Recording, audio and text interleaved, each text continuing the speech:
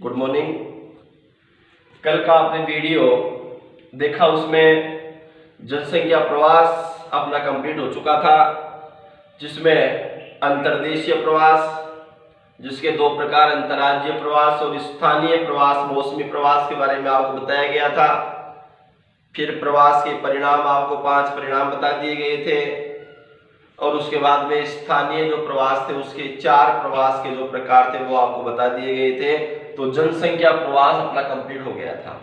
आज अपन देखते हैं मानव विकास लेसन का अंतिम बिंदु, मानव विकास संकल्पना। देखिए, मानव विकास संकल्पना का प्रतिपादन किया था डॉक्टर महबूब उल हक ने। कब किया था? वर्ष 1990 में। मानव विकास की संकल्पना का प्रतिपादन वर्ष 1990 में डॉक्टर महबूब उल हक के द्वारा किया गया। मुख्यतः अमर्त्य सेन के सहयोग से वर्ष 1990 में HDI, पूरा नाम है ह्यूमन डेवलपमेंट इंडेक्स, मानव विकास सूचकांक, मानव विकास सूचकांक HDI ह्यूमन डेवलपमेंट इंडेक्स, मानव विकास सूचकांक भी निर्मित किया गया। देखिए, मुख्यतः किसी भी देश के अंतर्गत निवास करने वाली जो जनसंख्या है, उस जनसंख्या की गुणात्मक अवस्था को मानव विकास कहा जाता है। मानव विकास किसे कहेंगे? मानव विकास की परिभाषा क्या है कि किसी भी देश में निवास करने वाली जो जनसंख्या है, उस जनसंख्या की गुणात्मक अवस्था, वह गुणात्मक अवस्था क्या कहलाती है? मानव विकास कहलाती है। और मानव विकास जो है, मानव विकास जो है वो किसको दर्शाता है? सकारात्मक परिवर्तन को दर्शाता है।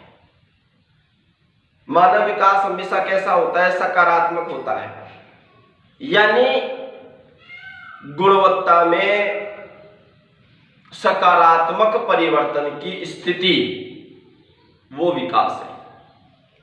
गुणवत्ता में सकारात्मक परिवर्तन की जो स्थिति है, वह परिवर्तन की स्थिति विकास है।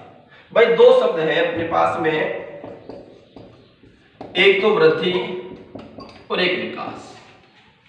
अमूमन लोग वृद्धि और विकास में कोई अंतर महसूस नहीं करते। देखिए, वृद्धि अलग है, विकास अलग है। वृद्धि संख्यात्मक होती है, मात्रात्मक होती है, मूल्य निरपेक्ष होती है। ये वृद्धि की अवस्था है, जबकि विकास सकारात्मक होता है। वृद्धि ऋणात्मक भी हो सकती है, धनात्मक भी हो सकती है। तो विकास और वृद्धि दोनों बिल्कुल अलग हैं, वो अलग शब्द है। मुख्यतः आते बिंदु पर तुम्हें बता रहा था कि गुणवत्ता में सकारात्मक परिवर्तन की जो स्थिति है, वह सकारात्मक परिवर्तन की स्थिति, वह विकास कहलाती है। और हमेशा मानव विकास का जो निर्धारण है, यानी जो HDI का निर्धारण है, वह HDI का निर्धारण हमेशा किसमें किया जाता है? कोटि क्रम में। और यह कोटि क्रम हमेशा कितना होता है? 0 से 1 के बीच में होता है। फिर से देख लो एक बार, मानव विकास संकल्पना क्या है? देखिए, वर्ष 1990 में डॉक्टर महबूब उल हक के द्वारा मानव विकास सूचकांक का प्रतिपादन किया गया। मुख्यतः अमर्त्य सेन के सहयोग से वर्ष 1990 में HDI मानव विकास सूचकांक, ह्यूमन डेवलपमेंट इंडेक्स निर्मित किया गया। मानव विकास मुख्यतः जनसंख्या की गुणात्मक अवस्था होती है। मानव विकास किसे कहते हैं? किसी भी प्रदेश में निवास करने वाली जो जनसंख्या है उस जनसंख्या की गुणात्मक अवस्था, वह गुणात्मक अवस्था क्या कहलाती है? मानव विकास। यानी विकास हमेशा सकारात्मक परिवर्तन को दर्शाता है। गुणवत्ता में सकारात्मक परिवर्तन की स्थिति, गुणवत्ता में सकारात्मक परिवर्तन की जो स्थिति है वह परिवर्तन की स्थिति क्या है? विकास है। और वृद्धि का तात्पर्य मैंने बताया आपको, संख्यात्मक होना, मूल्य निरपेक्ष होना, मात्रात्मक होना, यह वृद्धि होती है। 10 से 15 वृद्धि है, विकास नहीं। किसी वस्तु का मूल्य 100 से 150 रुपये हो गया, वह वस्तु का विकास नहीं है, वह वस्तु क्या जो मूल्य है उसका जो वृद्धि होगी। तो वृद्धि इस प्रकार की होती है। मानव विकास सूचकांक जो HDI है उसका निर्धारण हमेशा 0 से 1 कोटि क्रम में निर्धारित किया जाता है। कोई दिक्कत? अब देखते हैं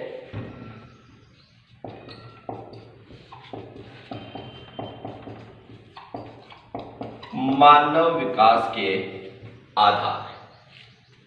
देखिए मानव विकास के आधार कितने हैं? 4 आधार हैं। 4 आधार कौन कौन से? समता, सतत पोषणीयता,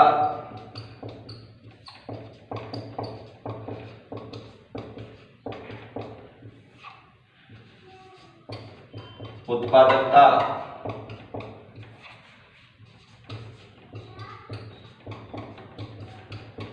सशक्तिकरण। मानव विकास के आधार कितने हैं? 4 आधार हैं। समता, सतत पोषणीयता, उत्पादकता और सशक्तिकरण। देखिए इनके बारे में देखते हैं सामान्य बातें। प्रश्न तो केवल ये होगा मानव विकास में कोई 2 आधारों के नाम लिखिए, 3 आधारों के नाम लिखिए।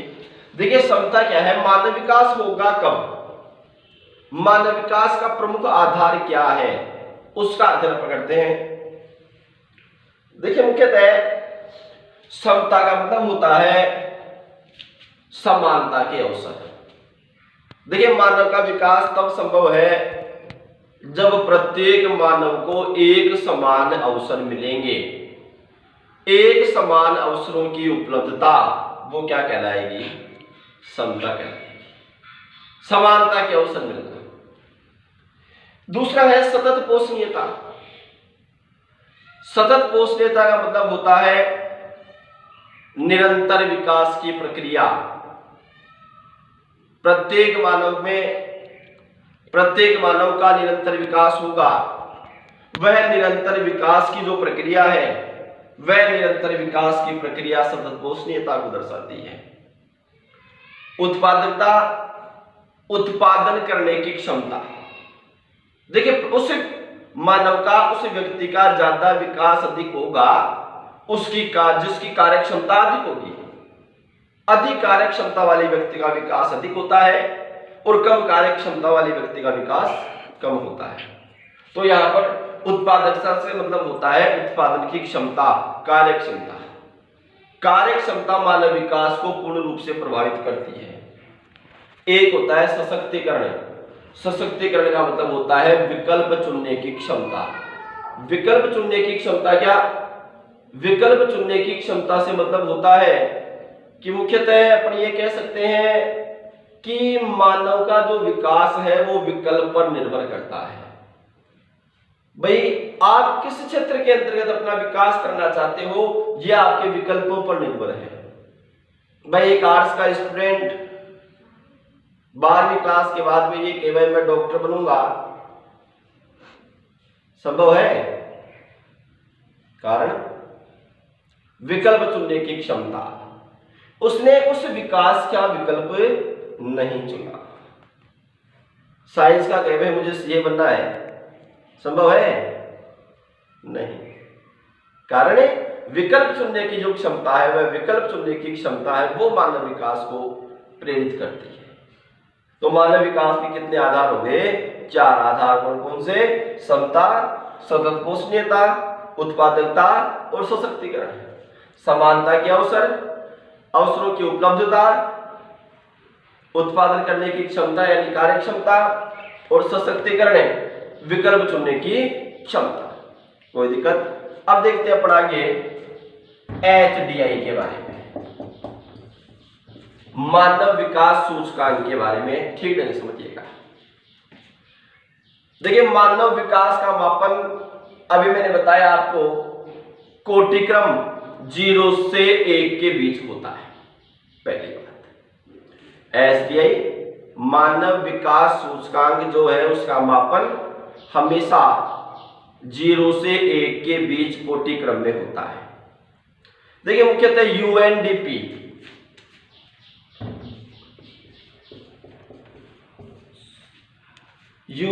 क्या, यूनाइटेड नेशन डेवलपमेंट प्रोग्राम, संयुक्त राष्ट्र विकास कार्यक्रम एक संस्था है।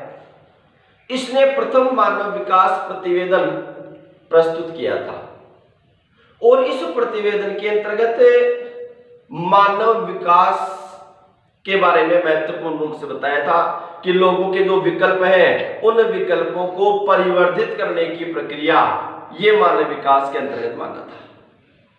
देखिए मुख्यतः मानव विकास कब होगा, जब 3 चीजें, ध्यान दीजिएगा महत्वपूर्ण प्रश्न है, मानव विकास कब होगा जब 3 चीजें कौन कौन सी, स्वास्थ्य, नंबर 2 शिक्षा और नंबर 3 संसाधनों की उपलब्धता। ये 3 आधार हैं किसके, मानव विकास मापन के। जहां पर इन तीनों के मूल्य में बढ़ोतरी है उस देश का जो मानव विकास है वो अधिकतम है। यानी किसी भी देश के अंतर्गत मानव विकास के मापन का आधार 3 कारक है, उस देश में स्वास्थ्य की स्थिति, शिक्षा की स्थिति और उस देश में संसाधनों की उपलब्धता, वह मानव विकास है। विश्व का सर्वाधिक मानव विकास किसका है, नॉर्वे का।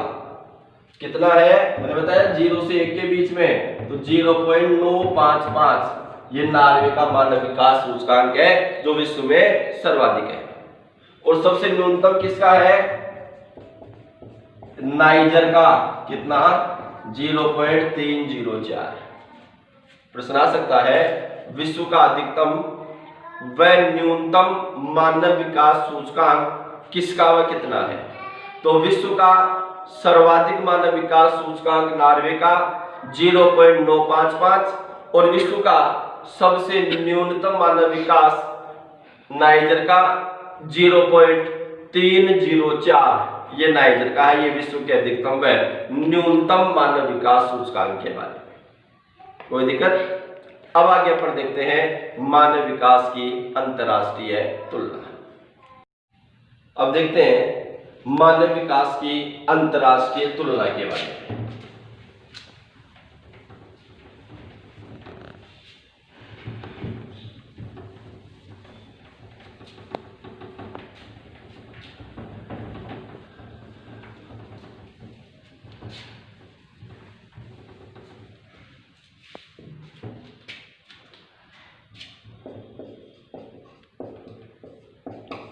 मानव विकास की